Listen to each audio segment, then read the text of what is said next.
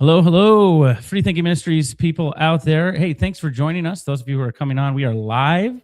It's been a while since we've done a live. In fact, I think the last time we did a live was was in reaction to the guest we're going to have today. That's right. I think that's the last time we went live. So we want to welcome everyone to Free Thinking Ministries. This is a podcast where we want to help people to reason together by applying logic and sound theology to all aspects of life. I'm your host, Josh Klein, joined by President of Free Thinking Ministries, Dr. Tim Stratton, and we're live today with an interesting conversation with an ex-Christian. I'm excited about this. What about you, Tim? Yeah, really looking forward to it. You introduced me to him late last year in 2025, and you said, "Hey, you're going to want to watch this video because you're in it." And so I started watching it, and even though this guy has a different worldview than we do, I found and was kind of maybe slightly negative toward me and some of my colleagues there.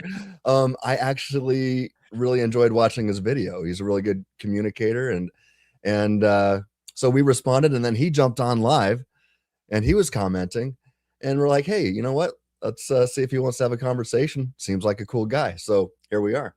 Yeah, absolutely. So before we bring Trevor from Believe It or Not onto the stage, we want to thank everyone for taking the time to watch this. Now, for those of you who don't know who he is, again, Tim and I didn't either.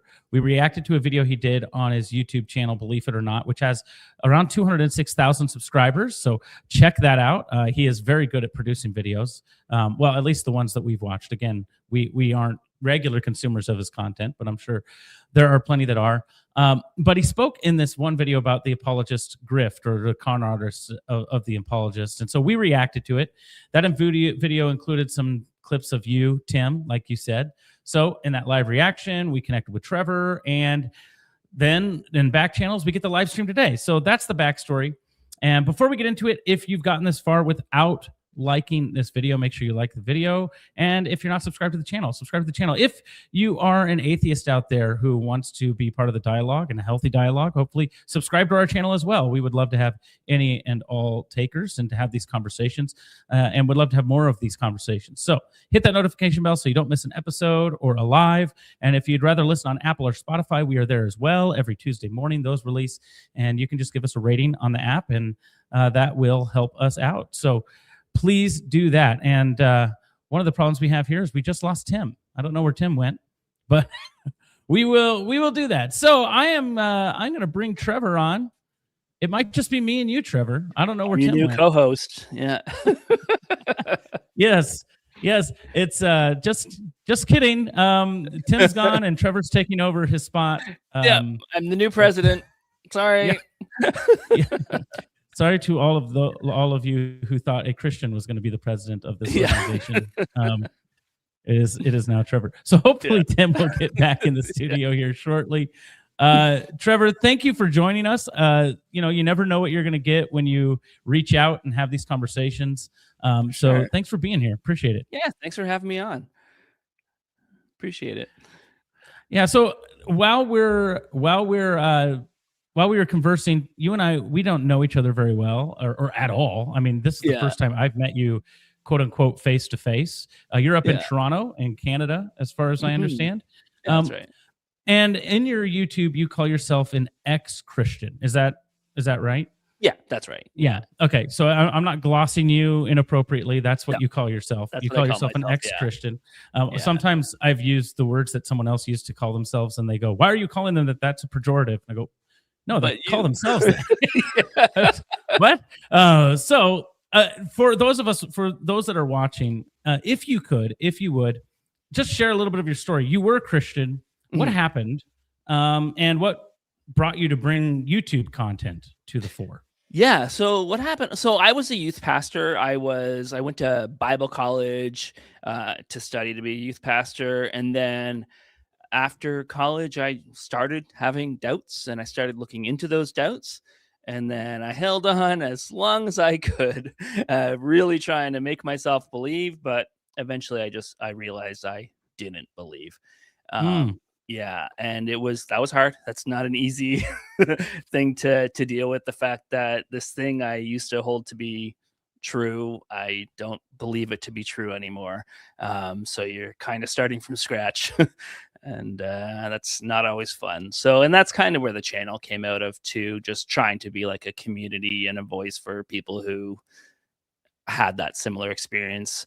So it's not like I'm trying to deconvert everybody. It's more like I'm trying to let people know who are going through that and who have left their faith that, there's hope on this side too. And there's happiness here too. And we can figure this life thing out together. Cause a lot of people, it is like starting over, and so trying to be that voice for them. Yeah, absolutely. Again, I'm holding my phone here. I'm paying attention, but I'm also trying to text with Tim. Yeah, for sure. So yeah. What was it then in college? You said it was in college that you started having doubts, and I think that's common. And one of the things that I've told people, and I did youth ministry, and Tim did youth ministry, and since we both did it, we had doubts. We've had other people that had doubts. Now we came out on the opposite end of where you're at. What was it? Was there anything specifically that really hit you? Was it like cumulative? Where was kind of the linchpin, I guess, once it got pulled?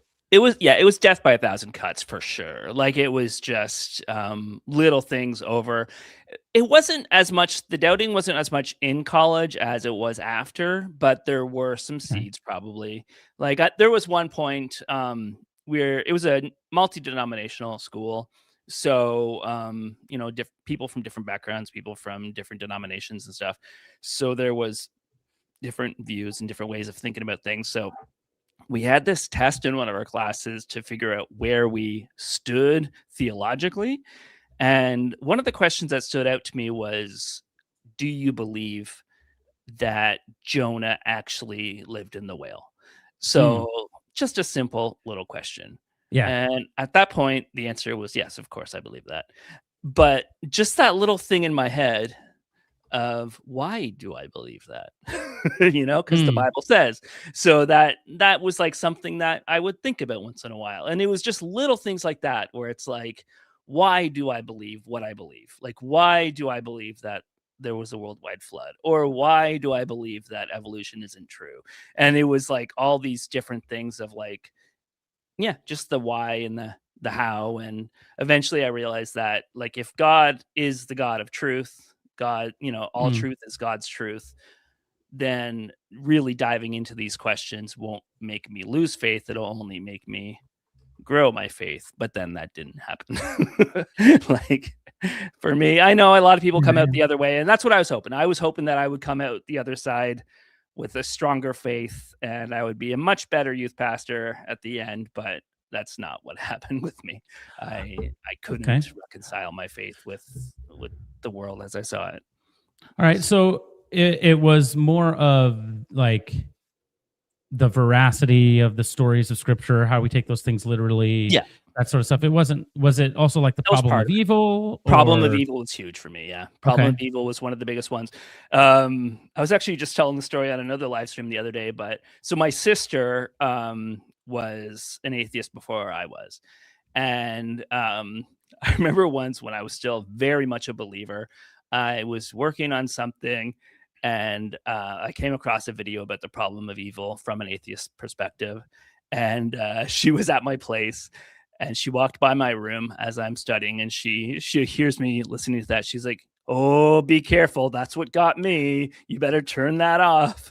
And we laughed about it and stuff. But then like I did. I was like, okay, I'm not going to watch that. And then eventually I was like, well, I mean, evidence is evidence. I have to follow it where it leads, kind of thing. And I started to wrestle with the problem of evil. And that was, again, it wasn't one thing. It wasn't like, oh, the problem of evil made it so I didn't believe in God. That was just like one more step on my journey to losing my belief system. Yeah. How long ago would you say that was?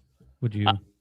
When I finally said I don't believe anymore, because it's a journey. It was like evangelical. I believe in literal 7-day creation kind of thing. To I'm a progressive Christian who believes in evolution and thinks it's okay to be gay.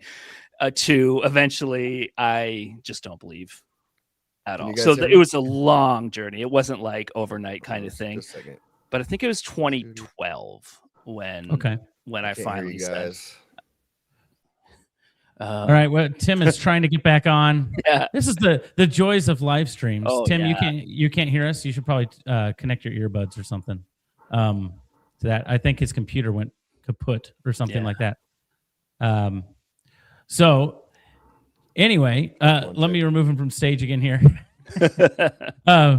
Tim, check some settings or try to get back on your computer. The joys of technology, right? Did you try turning it off and then on again? Unplugging it and plugging it back in, that sort of thing. Can you hear us, Tim? Check 1, check 2. We can hear you. Can you hear us? Oh, I think I got you. Okay, Hey. All right. Gotcha. Okay, so you're on your Unbelievable. you're on your phone. Yeah, my computer stopped working. Oh, wow! It just went kaput, huh? Well, that's no fun. Well, I mean, it's on, but I don't know what's going on there, but it's working on my phone. So, Okay. one of these days we'll get this figured out. Trevor was just telling us kind of his journey.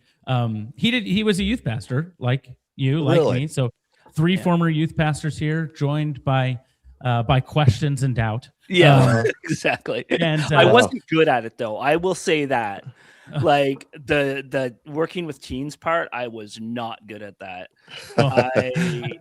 I had no patience. Tough, yeah, right? Yeah, I tried. I did Yeah. it for a couple years. I'm like, this is not for me. But, was it middle school, high school, both? yeah, high school. Yeah. High school. Okay. Yeah. So middle school, I volunteered since I was like 16 years old. And then for some reason, when I became the main guy, I was like, no, I don't like this. Yeah. It is different. It is different once all of the responsibility is thrust on you, and all of a sudden you have to actually care that this kid is being a complete moron. Yeah. Yeah.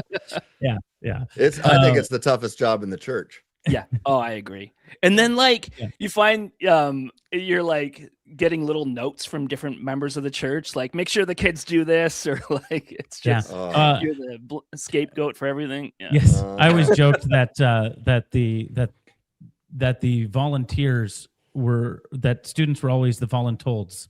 Yeah. They were like, hey, we need to find people to do this. We should just ask the youth group. They're not doing anything. Yeah, exactly. Oh, okay, thanks. So that journey, and then when did the channel start for you? The channel started with just a podcast, so it was just audio at first, and that was because I was sitting around with a friend of mine who also went to church growing up, and she would, at the time, I think she would still call herself kind of a Christian, kind of a believer, but like her family traveled around America and Canada as gospel singers. So like she really knows the evangelical world, and we just had so much to talk about for so long that like we're like, we should just make a podcast about this. And the plan was never to be like from an atheist perspective trying to like talk about religion. It was just like, religion's an interesting topic, let's talk about it, kind of from an outsider's perspective, but also somebody who was in it for a long time. And then that just changed over time. She wasn't able to do the podcast. Well, mostly she didn't want to because her family was still popular gospel singers, and she didn't want to be like ruining her family's reputation by being this like person making jokes about religion. So she decided not to do it.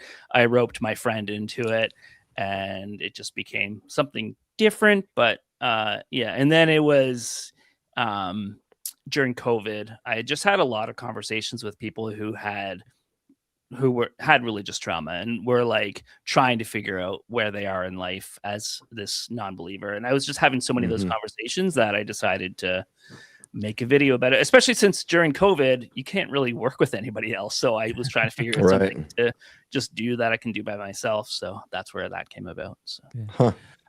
So I did youth ministry, and I think I've told this on our channel before, but while I was doing youth ministry, I was also having a little bit of a crisis of faith. I read Sam Harris. I was looking at some of that stuff. And so we had kind of like hey, I need to investigate. And and everyone always tells me that if you shouldn't be afraid of the truth. So investigate and find the truth. And so I came out on the other side that you came out of. Tim, I don't know if you ever had you had that crisis kind of in graduate school, right? Like, well, I mean, it kind of started as a youth pastor in 2008 with that story that that you first referenced, Trevor, with the young man who was challenging me as he became an atheist. And then when I tried to answer his questions, he was informing me that I was begging the question, committing logical fallacies. And at the time, I didn't even know what a logical fallacy was. So it started there. I would say that's where my faith got shaken. But I definitely still believed it. But I realized, man, I mean, can I answer these questions? When I realized that nobody else around me had those answers, that the senior pastors in the area didn't have them either. I was like, okay, I gotta do some research here. And that led me to Biola. And I think I told it in the video where we first responded to you, Trevor. It was during that time where I mean, they put me through the ringer, and I don't think everybody that went there experienced it like this, but I took it very seriously. There was a time there where I don't know if I was right around 50% where I could have gone either way. And, and eventually I came out, the other end of it. And I think my faith is stronger now than it ever was before. But in the past, before I started this, I look back at it now and it was a blind faith. And now, and I would have told you I had 100% certainty at the time, but I didn't. Now that I know about epistemology and how that works, I can go back and evaluate the old Tim and say, well, you would have said 100% certainty, but you did not have justification for your beliefs, at least good justification. And so but it was during that time where I really struggled. Now I'm saying I have extremely high degrees of certainty. But I definitely wouldn't say 100%. And I'm always careful to say I could be wrong.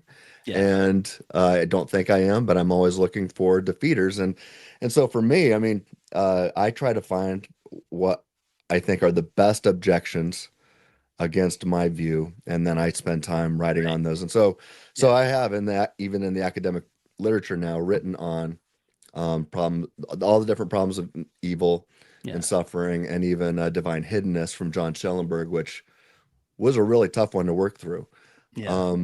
But always interested. And I say, well, I'm confident. I don't think I'm overconfident. And I'm willing to be wrong. So that's where I'm at right now. But I did go through a season of struggle, that's for sure. And I remember too, like when my sister did tell me that she didn't believe in God anymore, I mean, I wasn't in shock because I was worried about her and I thought this was going to happen, but like it was hard for me to hear. So like I get where you're coming from there, because it was like I was like, I don't know, like I was praying and I was crying and I was like trying to figure out what I can do to bring her back to the faith. Wow.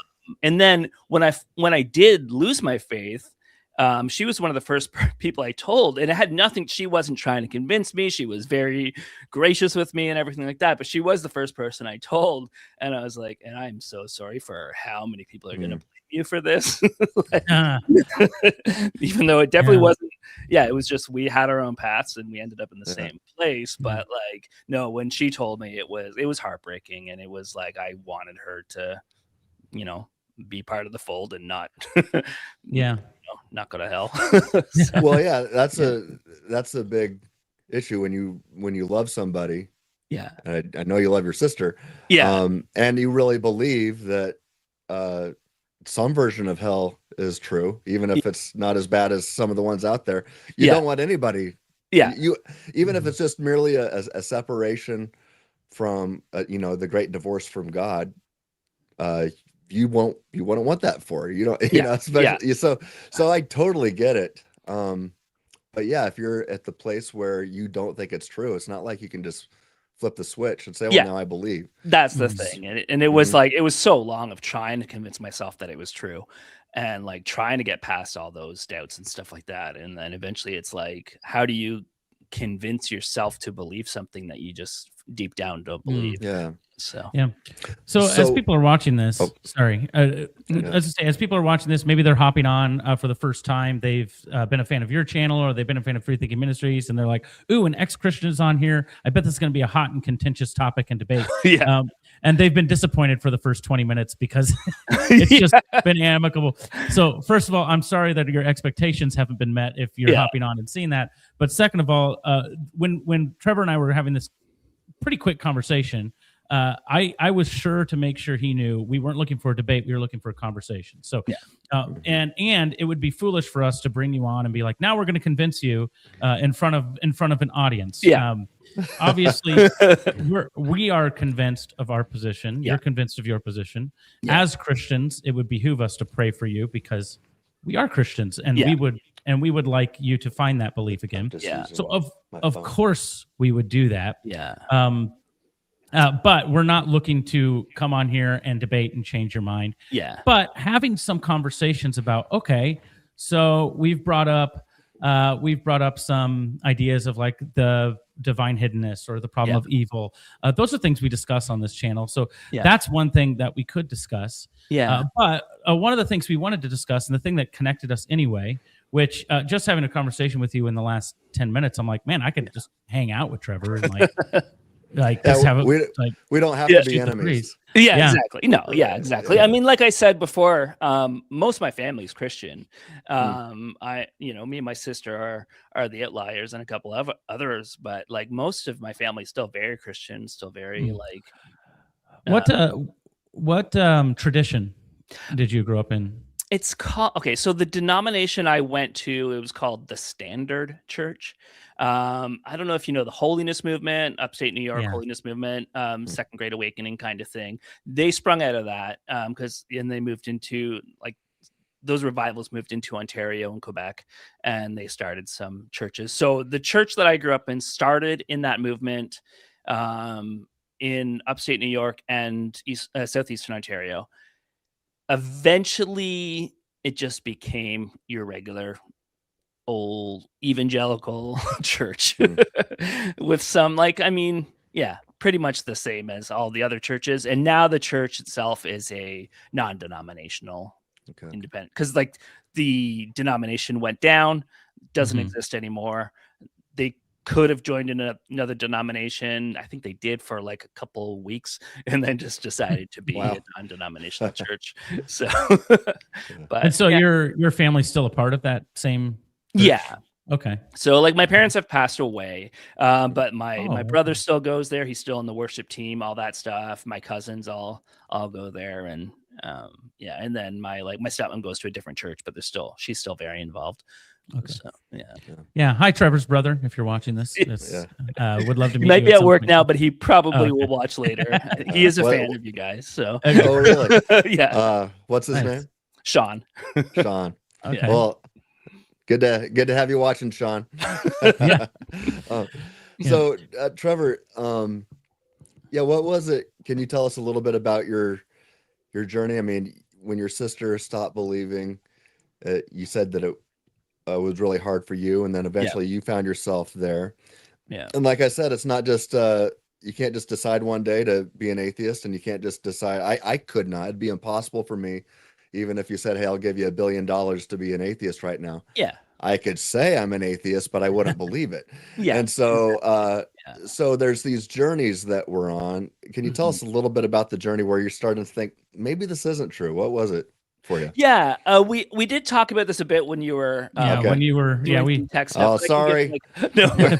People can I'll give rewind like a Reader's Digest version. Basically, it was death by a thousand cuts is how I describe it. There was just so many little things, so it wasn't like one big thing, like just the problem of evil, or just not like questioning the historical accuracy of the Bible and the historical accuracy of the miracles in the Bible, things like that. It was like those were all part of it. So it was like one by one, it just became like eventually I was a more progressive Christian, and then eventually I kind of walked out of that. I don't want to say that all progressive Christians are just like on their way out, but for me, that's what it was. For me, that's what it was. Yeah. It's like, yeah. And that's not uncommon, but it's also not what's the word? It's not uncommon, universal. But it's also not universal. It's also not inevitable. I guess some people say it is, but it's not inevitable. So along with that, before we're going to get into discussion of the video that we responded to that you recorded, because I think that's what some people want to see. Then there can be fisticuffs or whatever. I don't know. Yeah. But before we get into that, here's a question for you, and feel free to punt it if you want. But as you're having this conversation, and we're having the conversation going, what is one thing right now that you think, okay, well, that's either more plausible or is challenging kind of my agnosticism or atheism from a Christian perspective? Is there anything, or is it pretty much the same as it always has been? Or is there one argument or one conversation that you're like, you know what? And not Christianity necessarily, just God's existence. That's I don't know. I mean, I don't know what you're saying. You can argue, like I have heard good arguments why the what's the word I'm looking for? The fine-tuning argument is a good one. I've heard good arguments why that's a good one. But for me, it's not convincing. Sorry, I'm just gonna technical thing. It just feels like, of course, it feels fine-tuned because we're at this place where we happen to get to that point where we can think and we can reason, and we're gonna want there to be a reason for it. So to me, it's not.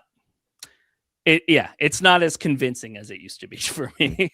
But that's the one where I get why people find it convincing. Yeah. It doesn't come close for me.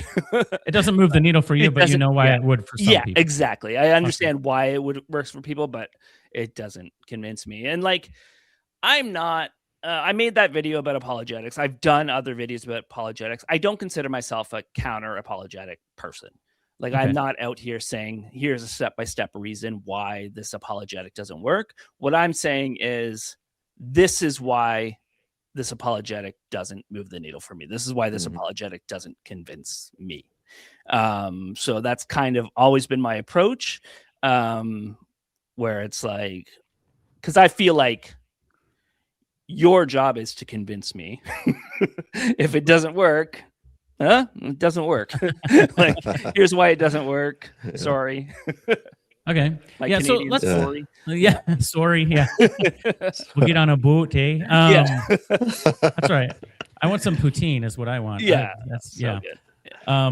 We don't have any good poutine down here, but okay. So the video. Let's go to the video. Sure. The reason it popped up on my stream, it's obviously when we do YouTube videos, we use provocative thumbnails. We use provocative. Yeah. It's to get people to click and to watch or whatever.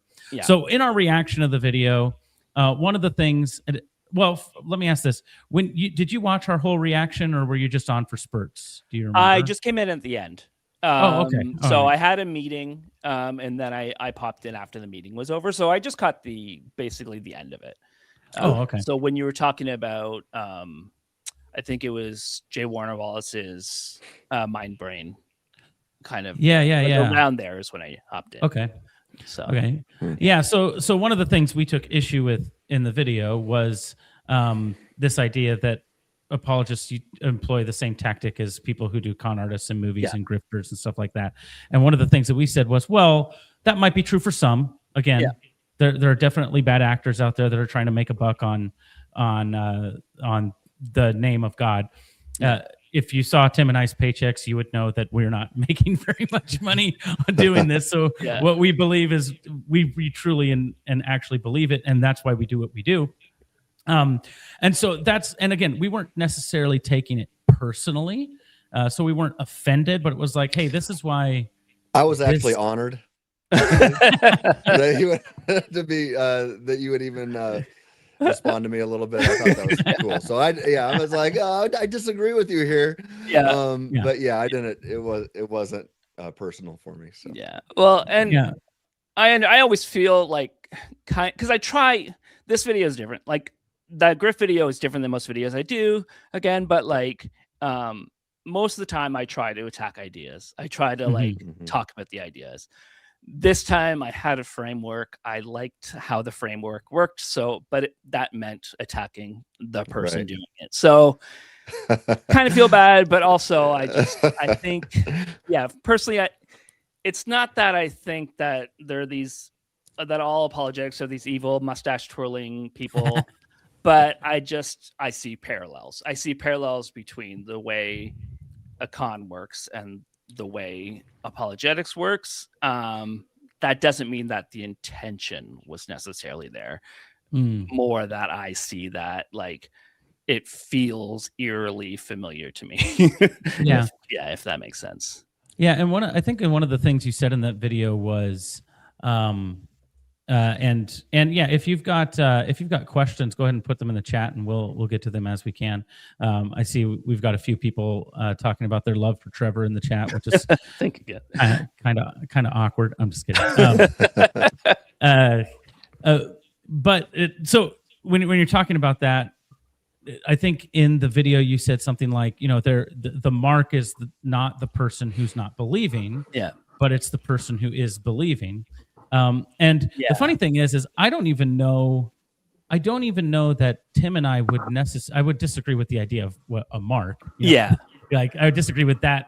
But I don't know that Tim and I would necessarily disagree with the idea that apologetics is meant to bolster the faith of believers, to be able to defend their faith, more than to convince people. We do hope it will convince people along the way, but oftentimes if we're being invited to go talk with a group of atheists, it's for a debate. It's not it's not us going and evangelizing with them. Would we employ some of these ideas as far as what we think is a good historical case for the resurrection, the cosmological argument, teleological argument? Would we employ those in having some of those conversations as far as proselytizing and encouraging people to believe?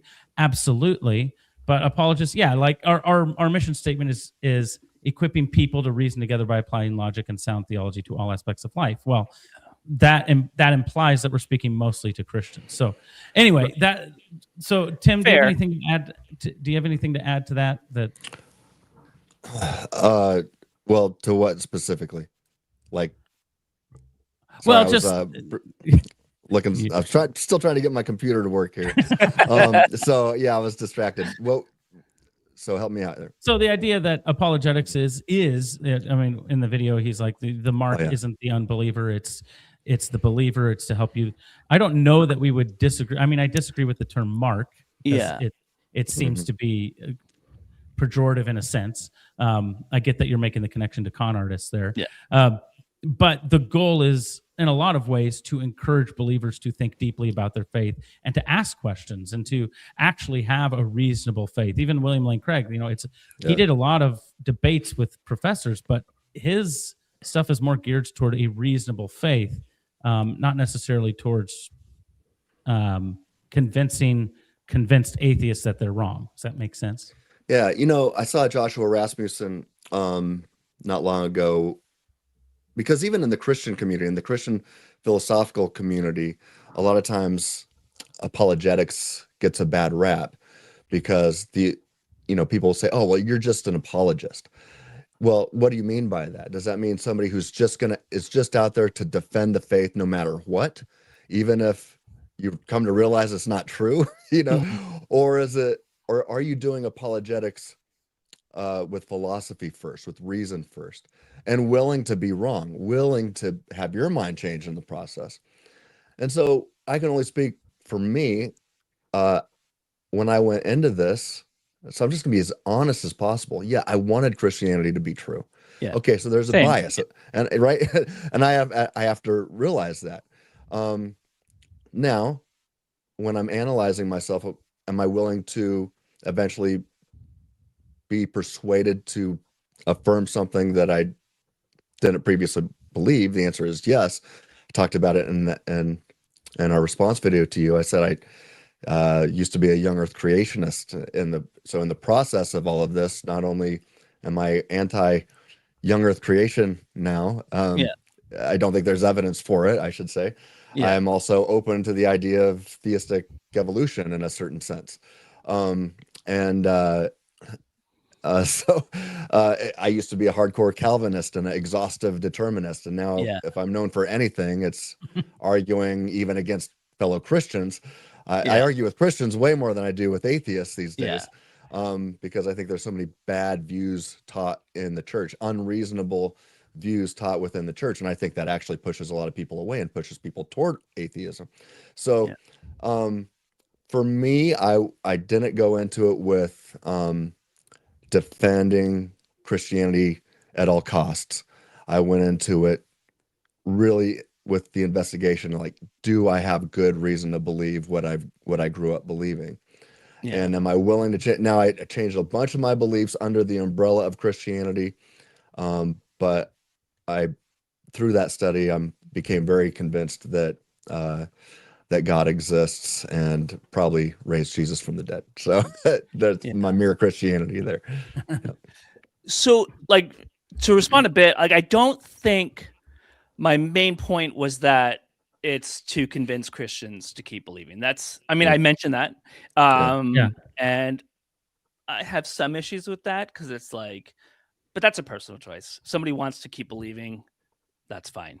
My main issue, I think, at the end of that video was when it's the person who wants their kid to believe in God again, or the person that wants their loved one to believe in God again.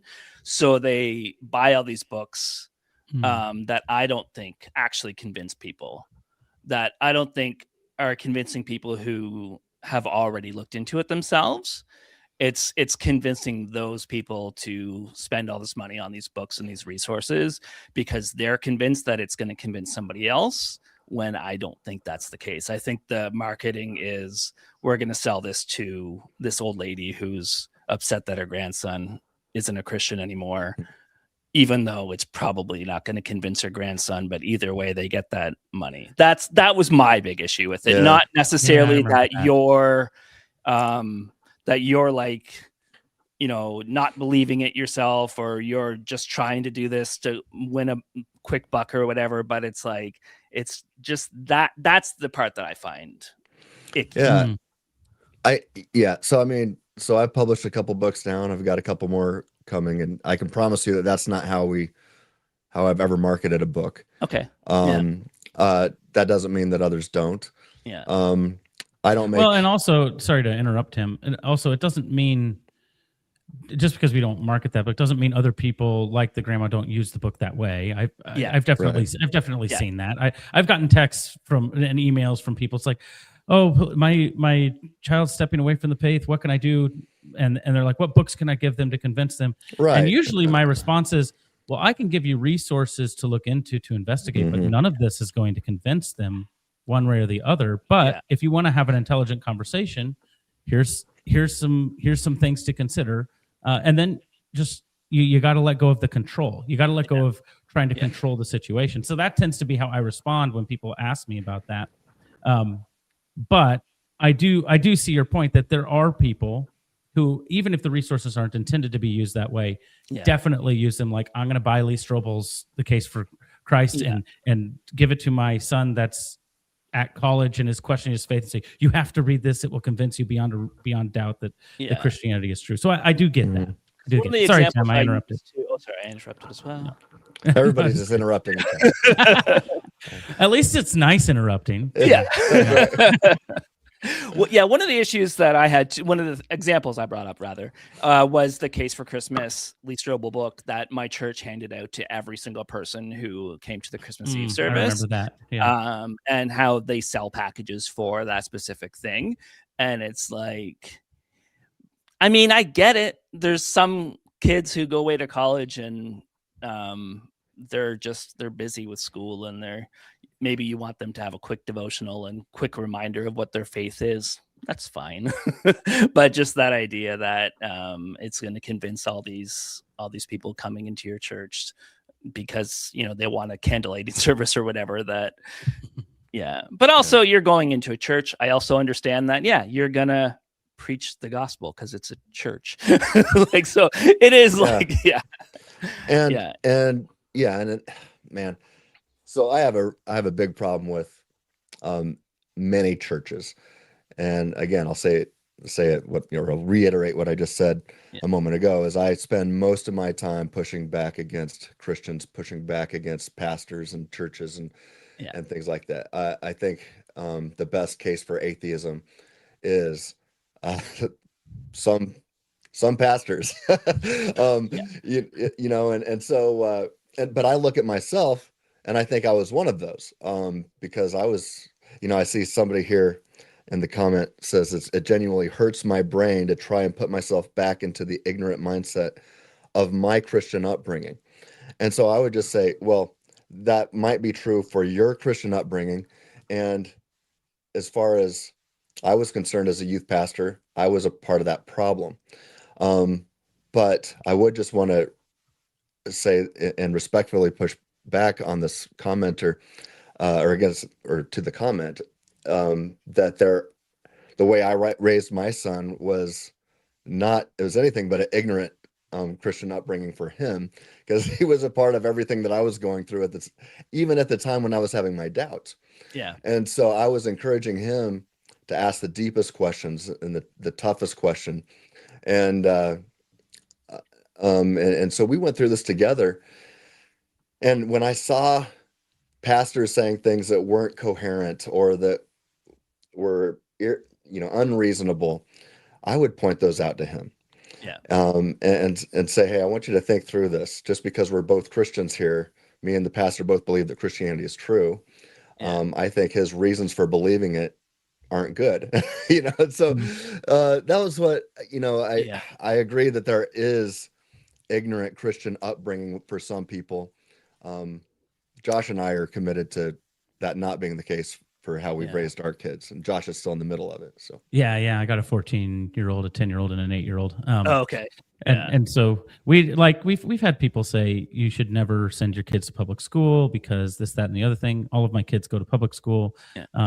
And for us, from a faith perspective, it's like I am going to let them discover the arguments and have the conversations and look at the evidence on their own, because I'm not afraid of that. And if they choose to leave the faith, that, yes, that would be devastating for me. It would Yeah. be, because I'm genuinely convinced it's true. But I'll know that I should still be a place that they will go to.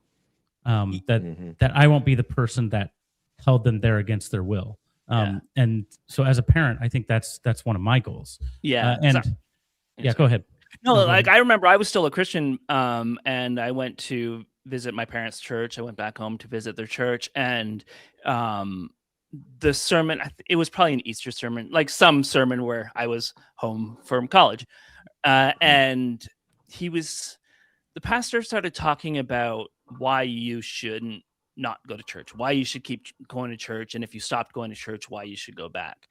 And afterwards, I pointed out that like he didn't actually give any reasons why the church was a beneficial thing in your life. He only preached from the Bible, and he only said this Bible verse says to have community, so you have to have community in the church. And it was like I was trying to explain to my parents that, or to my dad, that like there's nothing really convincing to somebody who's already doubting scripture.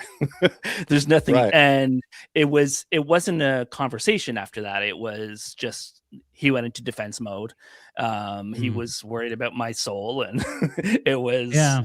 I had to change the subject, or it was going to be an argument, where that was never my perspective when I started talking about it. It was just like, as somebody who deals with, kids who have their doubts and stuff, I just don't think this would be convincing. And it was immediately an argument.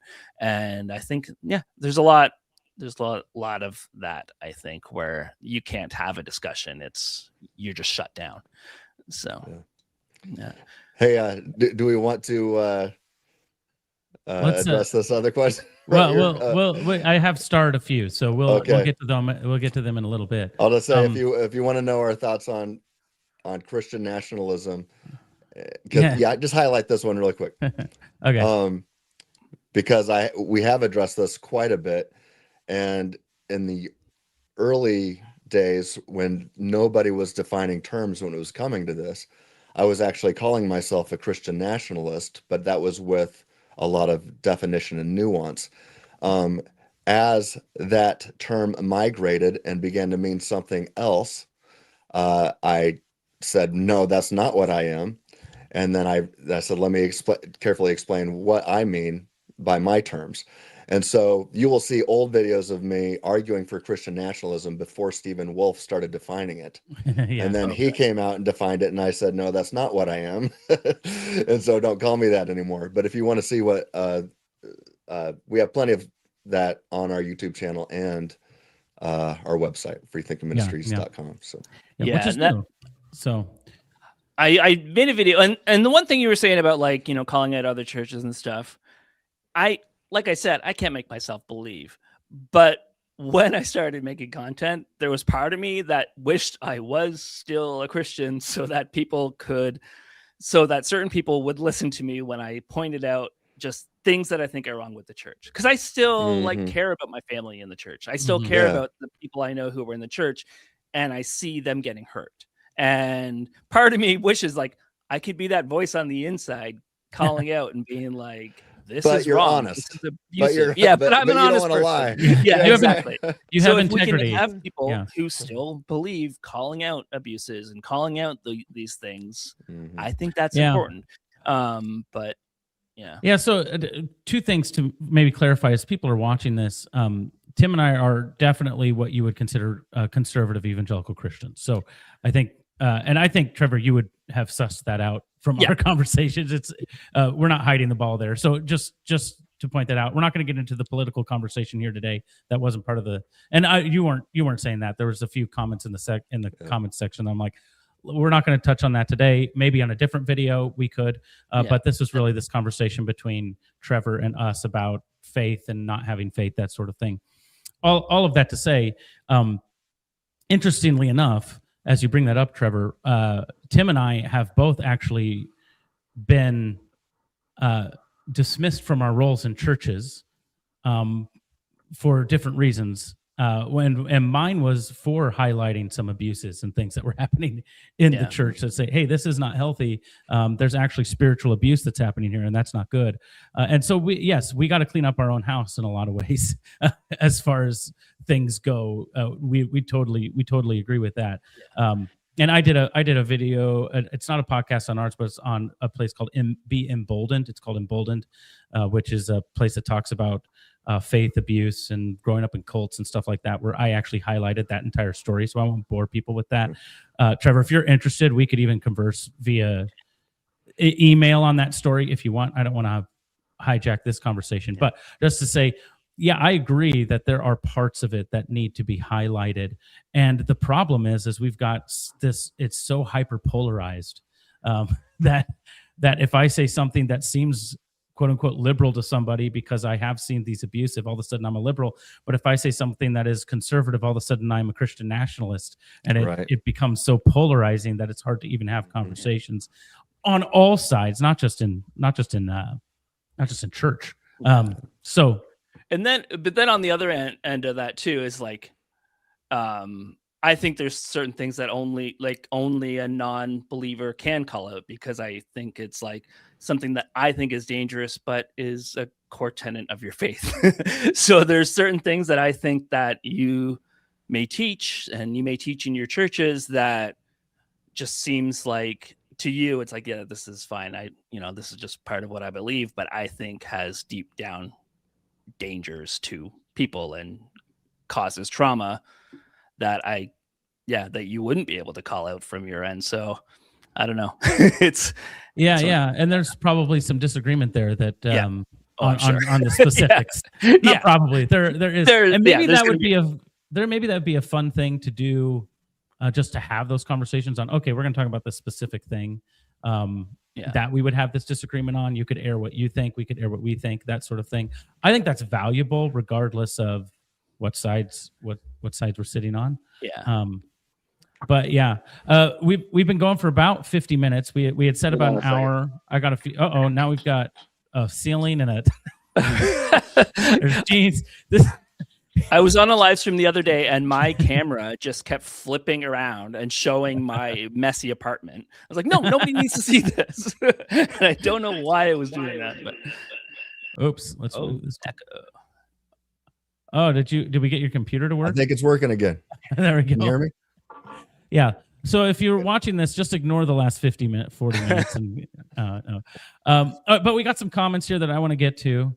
And then I just want to get to, I hope that what I wanted to get out of this was people seeing people that are opposites on so many things, having a discussion that is good natured, good hearted. We can have a more difficult discussion later if we want, but that's what I wanted to get out of it. And I think Trevor, that's what you wanted to do. yeah. Is there anything, before I highlight comments, is there anything about that video that we responded to that you're like, I would like to double down on this, or there's part of this that, and now that I know you didn't watch our whole response, then maybe this question doesn't even make sense. But there's part of it's like, yeah.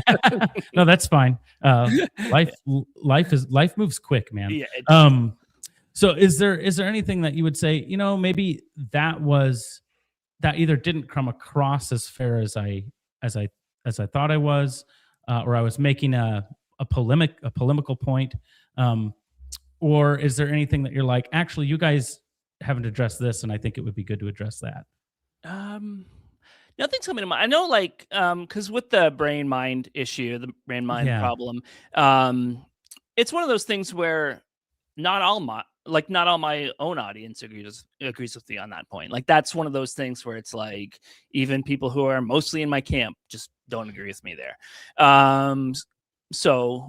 But it's also, the main point of that wasn't my perspective on the brain mind issue. I mean, that's the perspective I have, that they're the same thing. Like, one of the things I heard was, no, the brain is the hardware, the mind is the software, but also software is kind of still those electrical signals. Okay, yeah. But anyways, that's beside the point. The point I was making was that he was using one thing he doesn't have evidence for, that he doesn't offer evidence for. He just says, this is something that there's no evidence for, and it proves another thing that there's no evidence for. That was my main issue with his take there. I don't know. You're talking about J. Warner Wallace. Yeah. So my issue wasn't that he was completely wrong. I think he was. My issue wasn't just that he was completely wrong, but that he took one thing that there was no evidence for to try to prove something else that there's no evidence for. So, or he didn't at least not that there. He didn't present evidence. Yeah, he didn't present the evidence. Okay. Yeah. And so is it, you're like, when you're giving that to an audience, now they're going to go out with talking points, but they're not going to go out with evidence? Okay. Exactly. And even like that audience probably is just going to go out with, that was really interesting. I don't really remember what he said, but it was convincing in the moment. So okay. So I think there's something to that, because even I'm asked to go speak, and Josh is too. Yeah. Churches will say, "Hey, can you come speak to our congregation?" Yeah. And I'm like, okay, well, if I go there, I'm going to be speaking much differently than I do when I go to to some philosophy conference and speaking to other PhD philosophers. Yeah. I had a debate with what's his name? Alex something. I can't think of it. Alex Malpass. Alex Malpass. Yeah. It was because Alex O'Connor started it with his debate with Ben Shapiro. Then I started interacting with that. And then the same unbelievable platform contacted me to interview me on that. And then 24 hours before we went on, said, actually, Alex Malpass wants to debate you in 24 hours. Do you take it? I'm like, sure. And so, I'd point people there. But the conversation I'm going to have with Alex Malpass, who I respect as an atheist philosopher, it's going to be much different than the kind of a conversation I'm going to have to laymen in the church who have never studied philosophy, or let alone trying to have a consistent theology. No. So that puts me in a tough spot. And so I'd ask you to give some grace to Jim Wallace there too, because when you're and Wallace isn't a philosopher, he is a good detective, but I think he's philosophically inclined, and he hangs out with philosophers. Yeah. and what guys like Frank Turek and J. Warner Wallace, they're better communicators than I could ever be. But they're not the ones that are forging new territory often in the fields of metaphysics or philosophy or anything like that. That's why I like to try to do that, and publish in academic journals and things like that. But then the hard part is, okay, now can I take this that I just published a peer-reviewed academic journal on and present this to the layman in the church? And it's such a hard transition. And so I'm just, and plus they say you got 40 minutes. Yeah. Okay. So now I've got to fly over everything. So and a lot of it's going to be, go to my website for more. Here's a journal article I wrote if you want more. But it's just, I compare it to splashing water. I used to be a lifeguard and I'd give swimming lessons to all ages. But when they're little kids, you're just splashing water in their face, trying to get them used to the water, And so I but then if I'm going to give swimming lessons to somebody that's older, maybe they can swim a little bit, but they want to be in the diving pool. My swimming lessons are drastically different there, and I'm taking them in the deeper water. Yeah. So when Jim Wallace and Frank Turek and those guys are going to speak at a church, and in such a way that it's going to be popular on YouTube, they are going to fly over things, or, to mix the metaphors, splash water on people.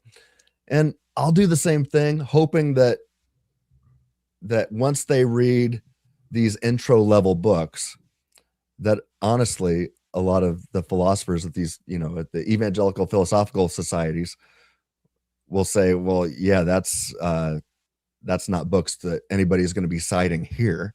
But it is a way to get people's feet wet, and that's what I started with. Got my feet wet, and then went on. I hear that. So what do you think? My issue with that is then posting it on YouTube with the title, "Why Your Brain Proves the Existence of God." That's a truth claim. That's something that I should be able to go through and pick apart.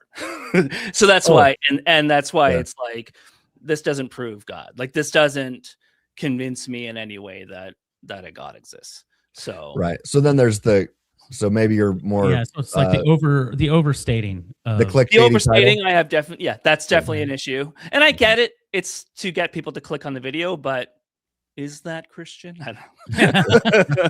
Well, actually, that is actually a conversation that Christians like ourselves have been having for quite a while. Like, how do you do that ethically? To get the clickbaitiest title as possible without it being deceptive. Clickbait. Like, I even thought about that with this conversation that we're having. Like, how do I put a title on it without it seem like, I was expecting you to own this ex-Christian, or I was expecting you guys to have this heated debate. Yeah. Because when you put the more honest titles on, they're not rewarded too, right? So there is part that there is a conversation to be had there. Is it then like he's having this conversation, but there's really no? Could it be also sometimes the way it's presented, the way George Warner Wallace maybe presented in that video? I don't remember all of it, but that it's like, well, it almost comes across, well, atheists are dumb because there's this problem. Or there is are it videos mostly, like that. I don't know if it was that one. That one just, to me, it had so many holes in it. Like, there was nothing connecting the dots from this proposition to this conclusion, kind of thing. There was way too many. And since we believe this, it means this, where there's no reason to believe that middle part. So I can't remember the argument that he gave. But one of the main things that I've focused on is the difference between the mind and the brain, and that based on the logical law of identity, some of the same logical laws that the young man was schooling me with when he was telling me as a pastor I was committing logical fallacies. I've then devoted my life to try to figuring out and living by the laws of logic and the rules of reason. But just the mind and the brain have different properties. Therefore, given that law, they cannot be the same thing. Yeah, and I don't necessarily believe they do, but yeah. Right. But even if I were to grant that, so much of my work in the academic field is about the kinds of minds or brains that we have that allow us to do deep level metaphysics in the first place, and what worldviews those make sense. What worldviews make sense of those and which don't. And ultimately, if one of the main things that I point out is that if all we are is brains and physical stuff, then it's probably true that we don't have libertarian free will. And if that's the case, we're not truly free thinkers in a libertarian sense. And if that's the case, then that means that something else determines all of our thoughts and beliefs. And if something else determines all of our thoughts and beliefs, especially on these metaphysical issues, we're not just talking about surviving and crossing the street here. But if something or someone else determines all of our metaphysical beliefs, now we have to evaluate that thing. And then we say, is that the kind of thing that we can trust to give us true metaphysical beliefs? Yeah, no, Yeah. I just don't think you can. Like, I think trust the brain. I don't think we can trust our own. That's why we have the scientific method. But you're doing it right now. You're saying, when I say I don't trust it, then that means, well, you're trusting the fact that you can't trust. No. You see, you're making that's where I would say, okay, well, as soon as, or because I didn't come to this conclusion myself. This is just, it's the reason we have the scientific method. It's the reason that we have conversations. That doesn't even work then.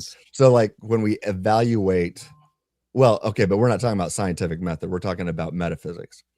Yeah. So, but I'm saying like I can't trust the brain is a metaphysical claim, especially when you're talking about metaphysics. You're saying, can you trust your brain to give you true beliefs about metaphysics? And if you say, I don't think so, well, then why should you trust that?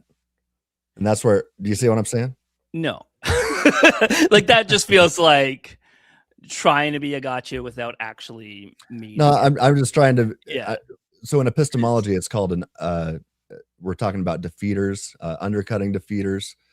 And so, and I pick on Christians all the time for this. I'll say, look, you're saying that God determines everything, all these Calvinists. Right. And they'll say, yeah. So this is not a gotcha. That's just trying to think logically through this and playing by and being good epistemologists. Right. And so with the Christian who says that, I'm like, okay, well, you're saying that God determines everybody's thoughts and beliefs about everything. And they say, yes. I'm like, okay, so is there any Christian on the planet that has a perfect set of theological beliefs? And they'll say, well, no. I'll say there's no super pope, right? And I'll say, yeah, everybody gets at least something wrong. I'll say, okay, so you're saying that God determines all of his followers and everybody else to affirm false theological beliefs. And they'll say, yes.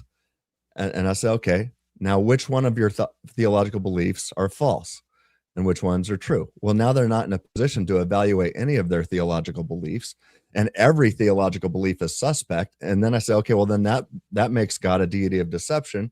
And if God is a deity of deception and inspired the Bible, you don't have reason to trust a single word of it, let alone that Calvinism's true or that you have assurance of salvation. And so that's what's called epistemic meltdown.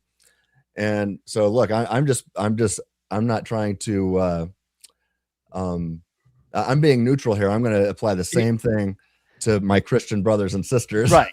Yeah. And so I'm saying now, but the same, if what is determining your thoughts and beliefs about metaphysics is ultimately mindless stuff that doesn't know anything about metaphysics and doesn't care if you do either, then you've got the same problem.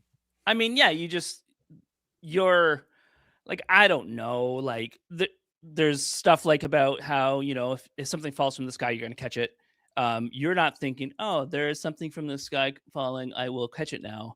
There's an instant reaction. Your spine is saying, but that's a different thing. That's empirical. Their senses. So we're talking about metaphysics is beyond physics. Yeah. And so it's, does God exist? Does he not exist? So do abstract objects exist? What theories of time are true? So we're talking about things that the physicist himself, and so I argue that most of the time we don't have free will. I used to be an MMA fighter, and when I would get in the cage, I'm not exercising much free will there, if any. It's just all reaction, physical reactions that maybe I exercise free will in training my body for it, but not in the moment. Well, But I'd I'm hate talking to about interrupt. how can you reason together to get to ultimately true metaphysical beliefs like we're doing right now. I'd hate Right. to interrupt the conversation here. We've been on for an hour, and so I don't want to I don't want to hold over Trevor longer than we did. This is very interesting stuff, and we're getting into kind of I don't know, debatey territory. Which Yeah. we I weren't guess I'm just necessarily- saying all Yeah. that to say I was just trying to point the difference between what J. Warner Wallace was doing Right. at a very shallow intro level to splash water on people versus, hey, this is what I do in the academic literature. Right. Yeah. Yeah. This is how we can And go you can point to deeper in- even like, oh, it's a Dr. Schwartz from UCLA, the "You Are Not Your Brain," Jeffrey Schwartz. Yeah. or Jeffrey Schwartz. Yeah. Mhm.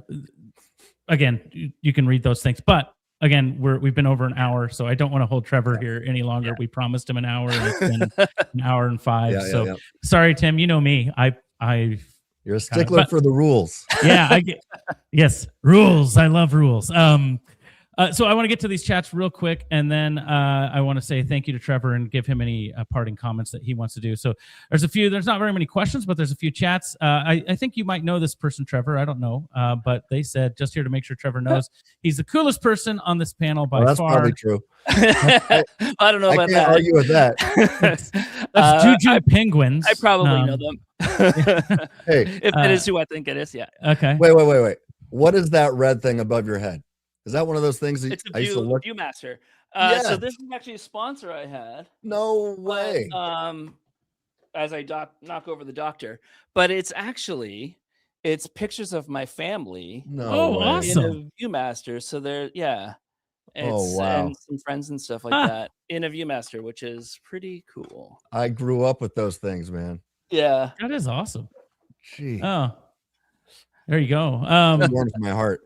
Yeah. Here's another one. The AP persona non grata Nice. said, first time here, moderator for Myth Vision, non-theist. I hear good things about this channel. Thank you for hanging you. out with us. Hopefully you're able to watch this. And then this person says this about apologetics. They say, it has a role in both discussions with unbelievers and for believers. The arguments, if they are sound, work well for both of the if the participants are Yeah, true. open-minded. I think that's supposed to say. So I think that's true. And that's the thing is there's a lot of unsound things that do get thrown out there, which 100% is true. And I may be guilty of it sometimes too. So I'm not saying other people aren't. And then Tim, you'll like this one. Juju says, well, at least you are not a Calvinist anymore. Probably the worst of the worst dogmas out there. So My dad No was one. also a Calvinist until I was about 6. And he Oh, had really? this moment of like, this isn't what I believe anymore. And we switched churches and went to that church I was telling you about earlier. But Yeah. we grew up in a very Calvinistic church until I was 6 years old. And yeah, my Okay. uncle is actually still a Calvinist pastor. So Oh, is it really? yeah. Well, all right. you should give him my book. Okay, sounds good. To convince him that Calvinism is That's true. right. Yeah. And then lukewarm no more one says, Tim, what up, dude? I don't know. Do you know who that I is? don't- I don't know. I don't know. I have a lot of friends named Luke, so I don't know who that is. No, I think it's literally just lukewarm no more. I don't think his name is Luke. I think he just isn't Oh. lukewarm in his belief. he's not lukewarm. I got it. I don't know who it is, but what's up? Yeah. Bill from Minden. That's Bill, who it is. what's up, Bill? All right. All right. We've been going for about an hour 8. If you like this video, make sure you like it, share it, subscribe to the channel. Trevor, we'd love to come on your channel. You'd love to have you back on, maybe to even have a more intense discussion on that mind-body issue if you want, or Yeah. on progressive Christianity. You could pick the topic and we could have more of a robust conversation. This was really, hey, let's get to know each other. We responded to a video. We had amicable back and forth. I hope you enjoyed the time. And I want to leave you with the last word as we head out here. I just had this idea to say a bunch of swear words, but that's a bad idea. No, you guys it's been really nice talking to you. Obviously we're going to disagree on stuff but no, it's always good to bridge those things and have those conversations. So thank you for giving me that opportunity. Yeah. One of my closest. Hey, I said friends- he got the last word. What in the Oh, world, no, man? he had the last big word, but I Oh, okay. just want to say, I have a really good atheist friend, Josh and I do, named Richard Suttles, and I actually debated him, and we still stayed really good friends during the debate and afterwards. And I would like to include you in that on my list of atheist friends, Trevor. I think we'd have a lot in common, even apart from the metaphysics stuff. Yeah. I think we'd have a lot of fun hanging out together. But just know that if you're always welcome to argue with me, because when we argue, we won't be mean about it. We'll just be like, hey, I'll tell you what I believe. This is why I believe it. And if you can see holes in my reasoning, maybe you'll convince me. Okay. So that's how we'll do it. Yeah. All right. Yeah, that's Trevor. Is it Poelman? Is that right? Yeah, Poelman. Okay. Yeah. Trevor Poelman from Canada. Yeah. An international podcast today. Trevor Poelman from Canada. And from Believe It or Not, you can check out his channel there. I will link it in the description once this finishes going live.